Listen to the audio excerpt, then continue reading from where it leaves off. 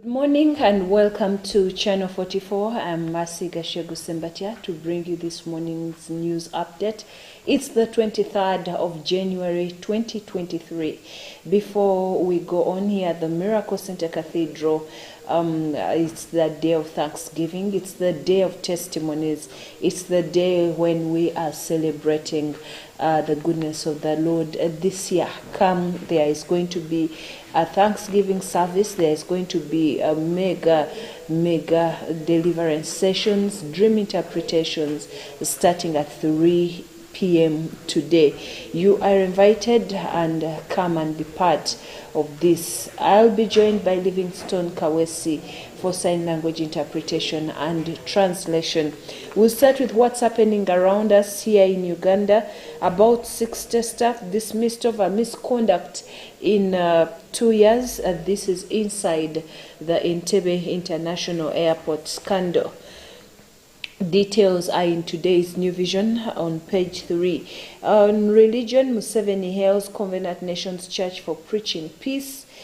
General Muhoozi thrills Sebei, Senior Presidential Advisor on Special Operations, General Kainerugaba Muhoozi, is senior addressing hundreds that gathered at Boma grounds in Kapchora district yesterday. He urged them to work together for their generation as young people while appreciating what the seniors have done. It's all in today's New Vision. Moving on, Sironko Chief Administration Officer pays 200 cows for bride. That is in today's New Vision. And also, power vandalism, government to ban scrap dealers.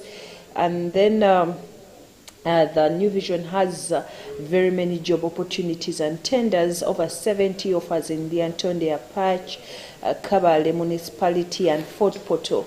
Get yourself a copy of today's New Vision and see what's happening. Over 450 landlords paid 75 billion shillings on land evictions.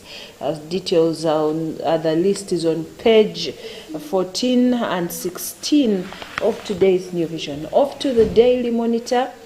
Schools milk policy hangs in the balance. The program, which has already been pointed in 3 districts, is meant to be rolled out nationally once schools resume next month, and has invoked questions about its viability amid funding gaps in the education ministry. It's in today's Daily Monitor. And man uses 36 billion shillings to bribe 36 million shillings bribe to fly from Entebbe to Brazil. Government seeks renewal of 600 billion shillings project. Uganda gets 4th modern heart machine. Uganda has acquired a 2nd set of the heart machine known as the catheterization laboratory, which experts commonly refer to as the cath lab. It's in today's Daily Monitor. Medical interns issue fresh strike threats. And in other news, governance gaps leave NSSF cash at the mercy of vouchers. Low caliber board members and middle-some politicians leave workers' money vulnerable, as the last piece of investigation into fund shows in today's Daily Monitor. And then also Clarion Call, bishops ask priests to wage war against immorality, and very many stories in today's Daily Monitor. Right now, we'll go straight into today's international news update. I'll now be joined by Livingstone Kawesi for sign language interpretation and translation. We'll start with what's happening here in Africa. Security forces in Burkina Faso have rescued 66 children and women and jihadists in the north of the country last week. In an unprecedented mass kidnapping, the victims were seized while gathering food in an area hit by an insurgency. They were found on a bus at a security checkpoint some 200 kilometers south of where they were taken, according to reports. It is not clear if their captors have also been detained. On Friday night, State TV showed pictures of the children and women, some with babies on their backs, boarding a bus at an airport after being addressed by a military officer.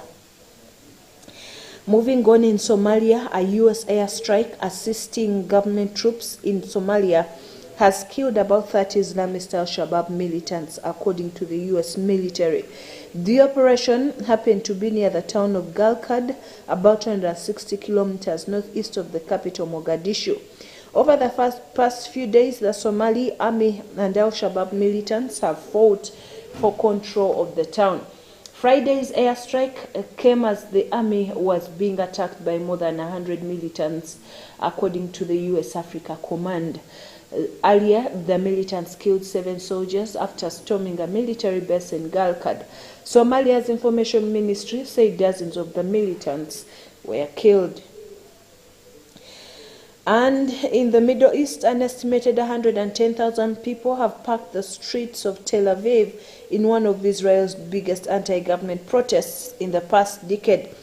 The rally spread across the city center as banners were hoisted calling for an end to the ruling coalition, which is the most right-wing and religious nationalist in Israel's history.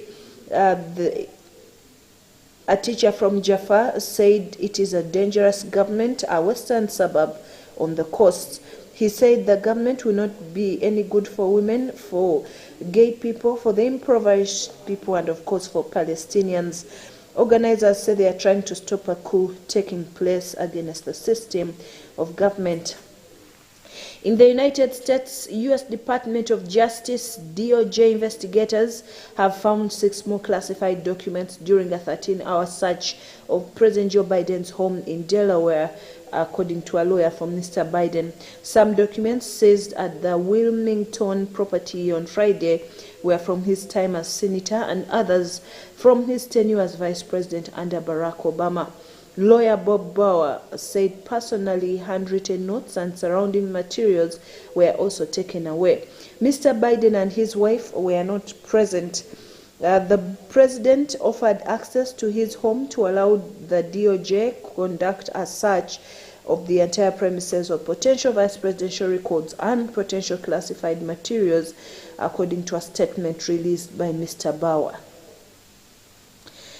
In the United Kingdom, former UK Prime Minister Boris Johnson has traveled to the Ukrainian capital, Kyiv. Mr. Johnson visited the outskirts of the city on Sunday before being received by Ukrainian President Volodymyr Zelensky. The Conservative Member of Parliament said it was a privilege to visit the country at an invitation of Mr. Zelensky. The unannounced visit came as fresh questions from the former UK Prime Minister's personal finances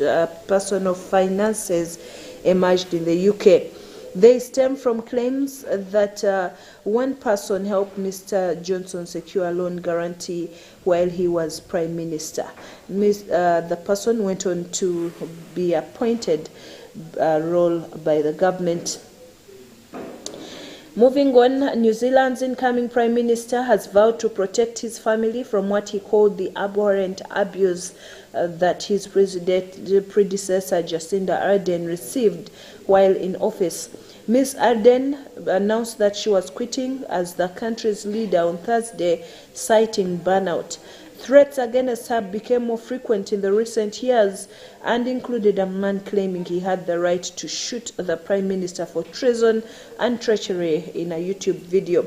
Chris Hipkins, who was speaking yesterday after members of Parliament from his ruling Labour Party voted unanimously to endorse him, said a small minority of Kiwis were responsible for abusing Miss Ardern. He said that does not represent who they are as a country. And finally, in the United States, California police have identified the gunman suspected of killing 10 people in a ballroom dance studio near Los Angeles as Hugh Can-Tran, who is age 72, who was later found dead in a white van.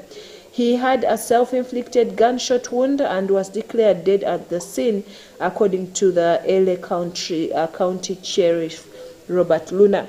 Celebrations for Lunar New Year had been underway in Monterey Park, and known for its large Asian population. Police do not know yet the motive. 10 people were wounded in the shooting, and 7 are still in hospital, some in critical condition, and the sheriff said that all is under control at a news conference yesterday afternoon in Monterey Park. Well, that brings us to the end of this morning's news.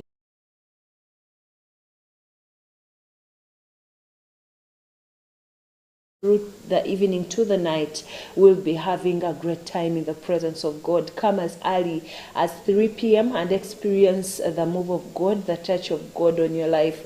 Pastor Robert Kayanja will be interpreting dreams. There will be a deliverance session. There will be healing of the sick and many other things.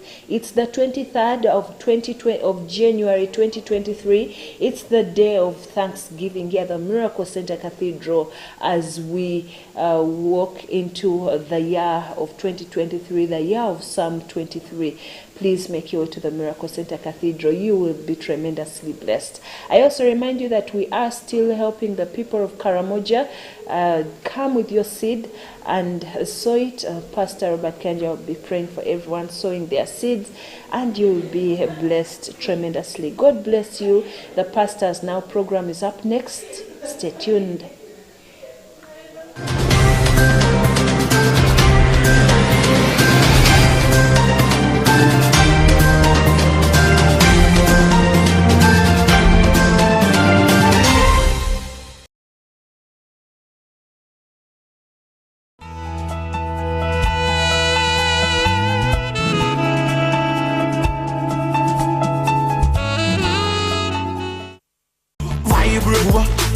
Vibrate, Sabula, vibrate. Well, if a vibration day, Monday to Sunday, a lot of them vibrate. Vibrate, Sabula, sha.